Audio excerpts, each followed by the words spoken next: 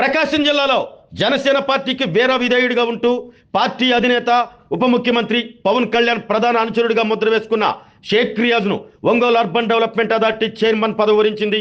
తాజాగా ప్రభుత్వం విడుదల చేసిన 31 నామినేటెడ్ పదవుల్లో వడా చైర్మన్గా జనసేన పార్టీకి చెందిన షేక్ రియాజ్ను కూటమి ప్రభుత్వం నియమించింది.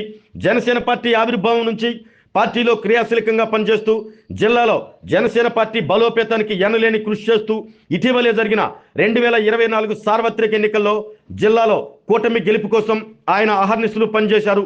కూటమి విజయం కోసం పనిచేసిన ఆయన్ను ప్రభుత్వం జిల్లా పదవితో సత్కరించింది. ఈ పదవికి అనేక మంది పేర్లు పరిశీలనలో ఉన్నప్పటికీ జిల్లా నాయకత్వం షేక్ రియాజ్ వైపే మొగ్గు చూపడంతో నేడు ఒంగోలు అర్బన్ డెవలప్మెంట్ అథారిటీ చైర్మన్గా రియాజ్ నియమింపబడ్డారు. జిల్లాలో కీలక పదవిగా ఉన్న Ongole urban development authority chairman పదవి జనసేన పార్టీకి దక్కడంతో జన సైనికులు హర్షం వ్యక్తం చేస్తున్నారు.